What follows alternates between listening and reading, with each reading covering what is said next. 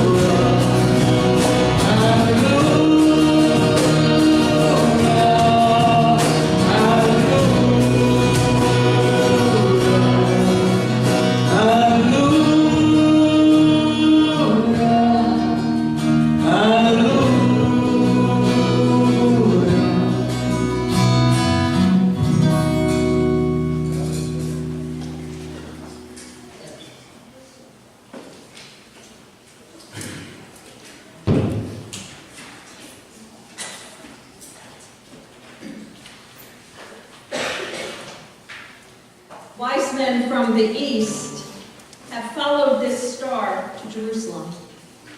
They will follow it to Bethlehem. They will be overwhelmed with joy when it stops over the house where the child is. For they have come to pay homage to this child who has been born the King of the Jews. Some have said that star wasn't really a star. St. John Chrysostom of the 4th century, one of the greatest preachers and bishops of the early church, said, "No natural star could have traveled such a course, nor could it have shone so brightly at midday. And furthermore, it stood still over the child." He didn't believe it was a star in the sky. And it's not because he's not a Christian, or because he's an unfaithful Christian. And he's not alone in his disbelief. Do you ever wonder, too, if this was a star in the sky, why didn't Herod see it? Why didn't the chief priests and the scribes see it? Why isn't it documented by ancient astronomers or recorded by historians of the ancient world? And even beyond these factual questions, I have to believe there is more to this story than just a star in the sky, or as some say, a rare comet or an unusual conjunction of planets. And surely the Epiphany of Christ is more than a supernatural event given to only a few people in a particular time and place. Isn't Epiphany also for us? So what if this star wasn't a star? Would that ruin the story? Would it make it untrue or take away its meaning or value? I don't think so. I think it would push us to consider a deeper meaning of Epiphany. I think it would reveal the divine light of Christ in us and in our lives today.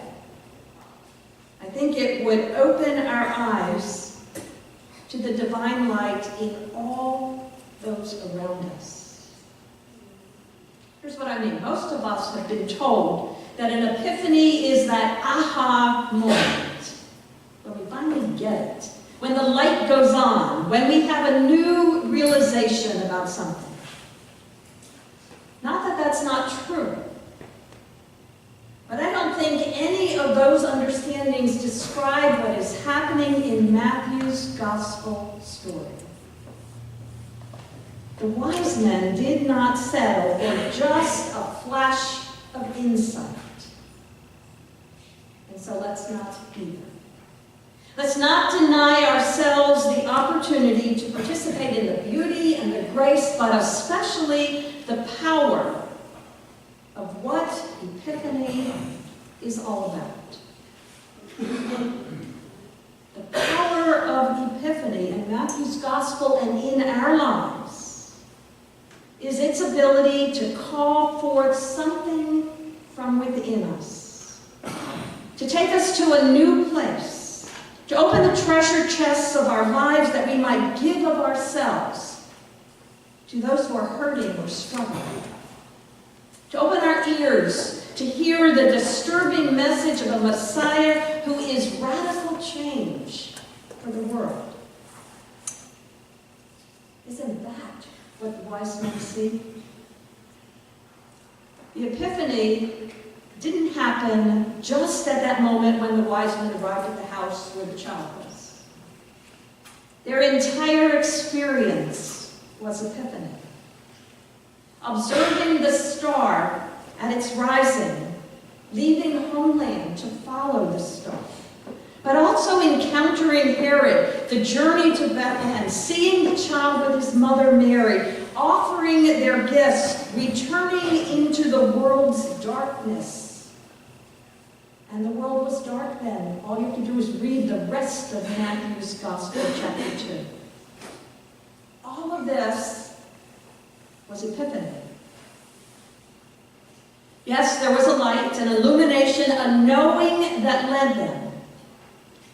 But it arose not just outside of them, but within them too. It's that deep kind of knowing that sometimes we describe as happening when you know that you know, but you don't know how you know what you know. It's that kind of knowing.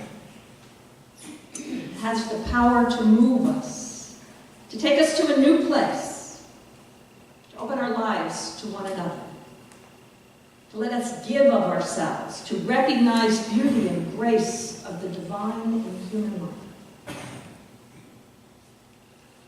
This kind of knowing doesn't exclude logic or reason, but neither does it depend upon them.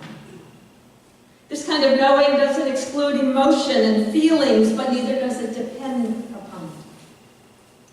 This kind of knowing doesn't exclude evidence and explanations, but neither does it depend upon them. It takes us beyond them.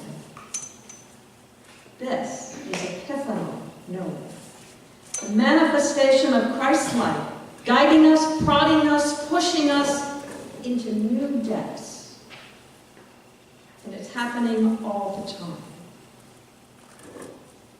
It's Matthew's telling of Epiphany. Not a picture from Currier and Ives, but it portrays a world of violence, deceit, and horrible injustice. That's the world the wise men find themselves in. The lighting is great on the way to Bethlehem. There's a bright star in the sky. But the outer light is very poor on the road away from Bethlehem. There is no star. And this is where we find ourselves. It's epiphanal knowing, the light that shines within. His star is always rising. For some of you, do you remember the first time you held your newborn child? You knew you were holding the sacred, the holy in your hands. And like the wise men, kneeling before the one who is holy. This is epiphanal knowing. Observe the star rising within. One year in the last church I served, as we were having refreshments following Christmas caroling, one of the children, Jack, about 7 years old, was fixing his drink. And he poured some Coke, then he added another soda, and he added another soda, whatever we had there. And he said to his mom, "Mom, try my new concoction." And his mom said, "No, that's okay." And then she turned to me and she said, "I never try his drinks. I never know what he's mixed together." But Jack drank it and he declared, "It's good." He was open to trying something new, to something unexpected. Like the wise men searching, open to the unexpected. This is epiphanal knowing. You observe his star at its rising with you. One of the folks who helped serve meals during the Winter Relief Week said to me, "I have never done anything like that with those kind of people." But she said, "My friend invited me to help, and so I figured I'd be in the kitchen, safe." Then my friend said, "We're encouraged to sit and eat and talk with the men." And she said, "Well, that really touched me." She said, "I discovered a great deal about myself." Like the wise men who went against Herod's demands, risking it themselves, she too risked all her preconceived ways of thinking and being and ventured forth. Epiphanal knowing. You observe the star rising within. How about one of those times But something begins to stir within you. Maybe it's a sense of calling, an act of compassion, speaking out for justice, caring for the oppressed, the poor, the stranger. You don't know where it will lead you, and you're not sure exactly what you will be doing. You only know you must follow the call. Epiphanal knowing. You observe his star and its rising within. Every one of us could tell of these kinds of epiphanal stories. They are stories of painful and broken relationships that are healed and put back together, but in a new way. They are stories of making life changes you never thought possible. They are stories of looking at a stranger, one who is so very different from you, and discovering that those differences give way to a deeper knowing, a knowing that shows that their life and your life are equally sacred and loved by the God revealed in Christ Jesus. In these and thousands of others like them, we observe his star at its rising within. Scripture said, wise men from the east came to Jerusalem asking, where is the child who has been born King of the Jews? For we have observed his star at its rising, and we have come to pay homage. So, what if that star wasn't a star, but was so much more? As one poet writes, it's not over this birthday. There are always new skies into which God can throw stars. When we begin to think that we can predict the coming of God, that we can box the Christ in the stable in Bethlehem, that we can know the true way, that's just the time that God will be born in a place we can't imagine and won't believe.